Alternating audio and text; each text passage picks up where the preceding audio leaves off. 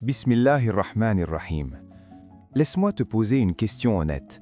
Est-ce que tu as une tâche en ce moment, un projet, une décision, un appel que tu dois passer, quelque chose que tu sais que tu dois faire, que tu repousses depuis des jours, peut-être des semaines, peut-être des mois, et chaque jour qui passe, tu te dis « demain.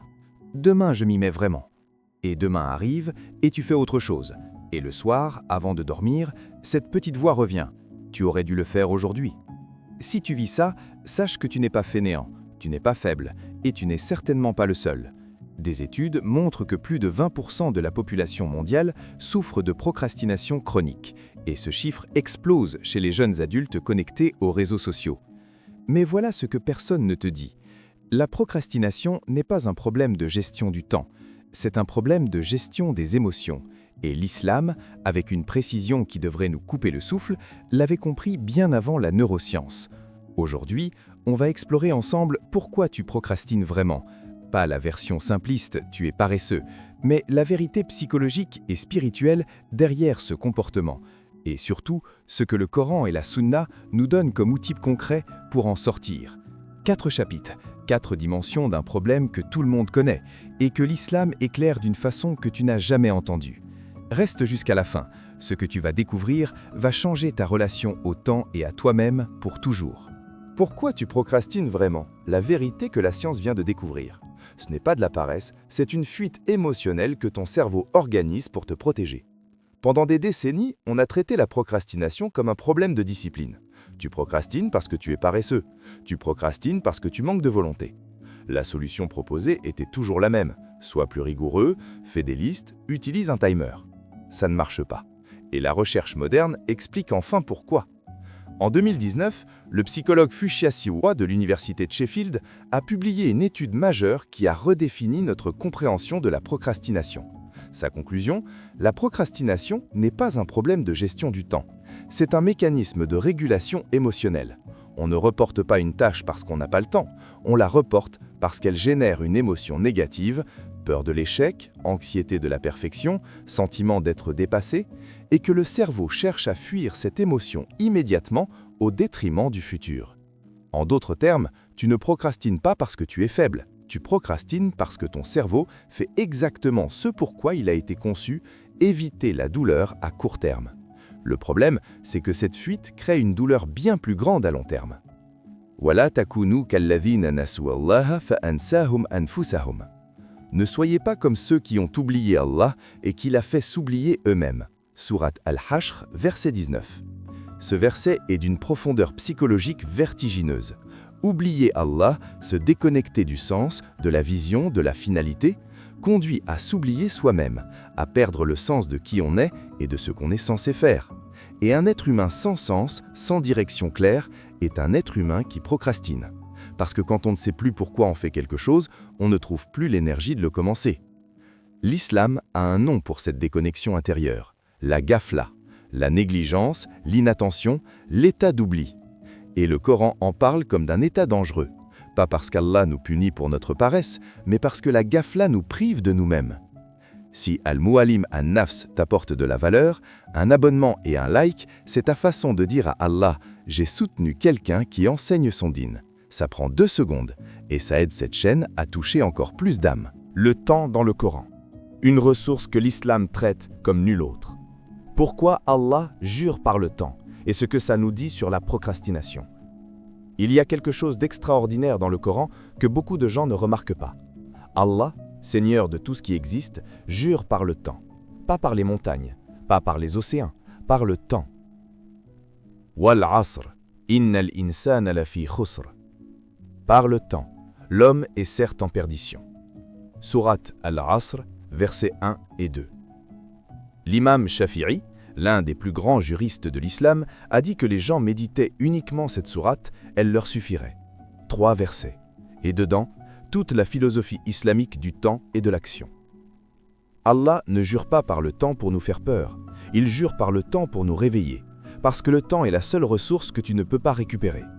L'argent perdu peut revenir, la santé peut se restaurer. Le temps perdu, lui, est parti pour toujours, et chaque moment reporté est un moment dont tu devras rendre compte. Le prophète sallallahu alayhi wa sallam a dit Profite de 5 choses avant 5 autres. Ta jeunesse avant ta vieillesse, ta santé avant ta maladie, ta richesse avant ta pauvreté, ton temps libre avant tes occupations et ta vie avant ta mort.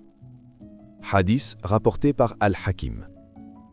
Ce hadith n'est pas une liste de conseils de développement personnel, c'est une psychologie de l'urgence douce, une invitation à vivre dans la conscience que chaque état présent est temporaire. La jeunesse passe, la santé passe, le temps libre passe, et quand ils seront partis, tu regretteras chaque demain que tu t'es accordé aujourd'hui. La neuroscience du temps. Des recherches menées par Al Hirschfield de l'UCLA ont montré que les individus qui procrastinent perçoivent leur moi futur comme un étranger, quelqu'un de différent d'eux, dont ils ne se sentent pas vraiment responsables. C'est pourquoi il est si facile de reporter sur demain. Demain, c'est quelqu'un d'autre qui paiera le prix. L'islam corrige cette distorsion en rappelant constamment la continuité du soi devant Allah. Tu seras le même être, la même âme qui rendra compte de chaque moment. Il n'y a pas de moi futur qui prendra le relais. Il y a toi, maintenant. Sortir de la procrastination, 4 outils islamiques et psychologiques concrets. De la ghafla à l'action, ce que la sunna et la recherche nous enseignent ensemble. On a compris pourquoi on procrastine vraiment. On a vu comment le Coran traite le temps comme une ressource sacrée. Maintenant vient la vraie question. Comment est-ce qu'on passe concrètement de l'inaction à l'action? Voici 4 outils, ancrés dans la sunna, validés par la psychologie, pour sortir de la procrastination sans culpabilité paralysante. 1. Reconnecte chaque tâche à une niyya, une intention.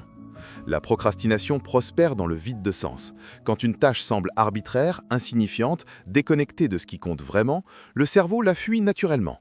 La niyya islamique est l'antidote direct. Avant de commencer, pose-toi une question simple. Pourquoi est-ce que je fais ça? Pour Allah?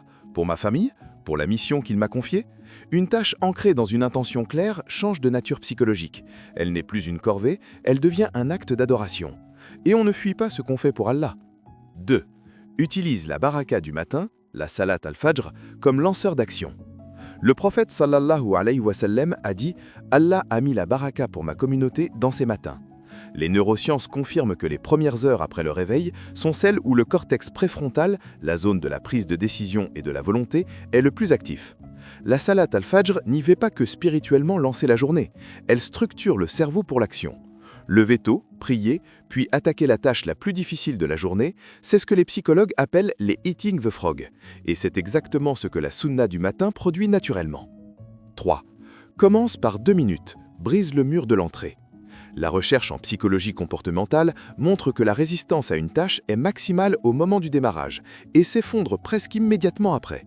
Le psychologue B.J. Fogg de l'université de Stanford appelle ça les tiny habits. Commencer par une version minuscule de la tâche pour tromper la résistance du cerveau. Le prophète sallallahu alayhi wa sallam enseignait quelque chose de similaire. Les actes les plus aimés d'Allah sont ceux qui sont les plus réguliers, même s'ils sont peu nombreux. Pas les plus grands, les plus réguliers. Commencer petit et continuer vaut infiniment mieux que planifier grand et ne jamais commencer. 4. Remplace la culpabilité par la toba de l'action. Beaucoup de procrastinateurs sont piégés dans un cycle cruel.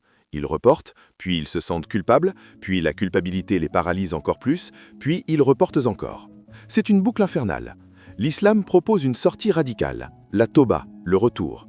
Pas la rumination, pas la flagellation intérieure, le retour. Tu as perdu du temps? Reviens, maintenant, sans drama. La toba n'est pas réservée aux grands péchés, elle s'applique à chaque moment où tu t'es éloigné de ce que tu devais être. Se lever, faire istighfar et commencer, c'est la psychologie de la résilience islamique en 3 étapes.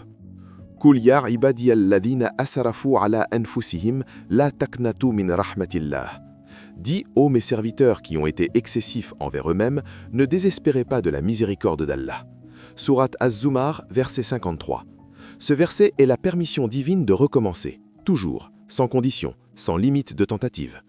Si Al-Mu'allim al-Nafs t'a aidé aujourd'hui, partage cette vidéo avec quelqu'un qui en a besoin. Un like, un abonnement, c'est ta façon de soutenir cette mission. Qu'Allah vous le compte. Conclusion. Tu n'es pas paresseux, tu es humain. Ton cerveau cherche à te protéger de la douleur et il utilise la procrastination pour ça. Mais maintenant, tu sais. Et savoir, c'est déjà la moitié du chemin. La prochaine fois que tu sens la fuite s'installer, cette envie soudaine de faire n'importe quoi sauf ce que tu dois faire, souviens-toi, chaque moment est un dépôt et Allah te demande ce que tu en as fait. Pas demain, maintenant.